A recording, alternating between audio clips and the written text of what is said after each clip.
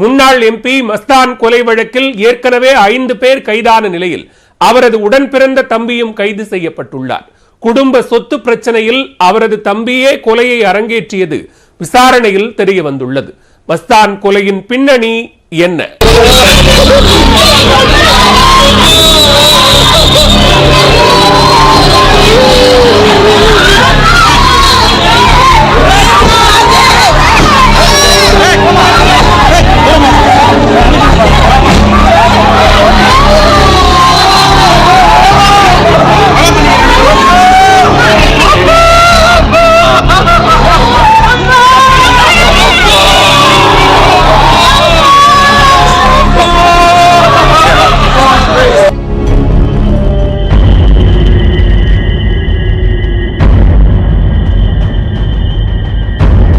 பூர்வீக சொத்தான வீட்டை தனது பெயருக்கு எழுதி வைக்க தடையாக இருந்ததால் மருமகனுடன் இணைந்து மஸ்தானை சகோதரர் கொலை செய்தது அம்பலமாகியுள்ளது.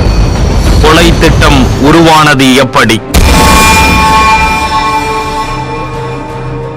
தமிழ்நாடு சிறுபான்மை ஆணையத்தின் துணை தலைவரும் முன்னாள் எம்பியுமான மஸ்தான் சென்னையில் இருந்து திருச்சி நோக்கி தனது காரில் சென்று கொண்டிருந்த போது திடீரென மாரடைப்பு ஏற்பட்டு உயிரிழந்ததாக கூறப்பட்டது. மஸ்தானின் மரணத்தில் சந்தேகம் இருப்பதாக அவரது மகன் அளித்த புகாரின் பேரில் கூடுவாஞ்சேரி போலீசார் சம்பவ தினத்தன்று மஸ்தானுடன் காரில் சென்ற உறவினர் இம்ரான் பாஷாவிடம் விசாரித்தனர். அதில் அவர் மஸ்தானிடம் 15 லட்சம் வரை கடனாக பெற்றதும் அதனை திரும்ப கேட்டு மஸ்தான் தொந்தரவு செய்து வந்ததால் தனது நண்பர்களுடன் சேர்ந்து திட்டம் தீட்டி மஸ்தானை தனியாக காரில் அடைத்துச் சென்று கொலை செய்ததும் தெரிய வந்தது. இதையடுத்து இம்ரான் பாஷா மற்றும் அவரது நண்பர்கள் உட்பட 5 பேர் கைது செய்யப்பட்டனர். இந்நிலையில் இம்ரான் பாஷாவின் தொலைபேசி அழைப்புகளை ஆய்வு செய்தபோது மஸ்தானை கொலை செய்வதற்கு முன்னும் பின்னும் இம்ரான் பாஷா அவருடைய மாமனாரும் மஸ்தானின் தம்பியுமான கௌசி ஆதம் பாஷாவுடன் அடிக்கடி தொலைபேசியில் தொடர்பு கொண்டு பேசியது தெரிய வந்தது.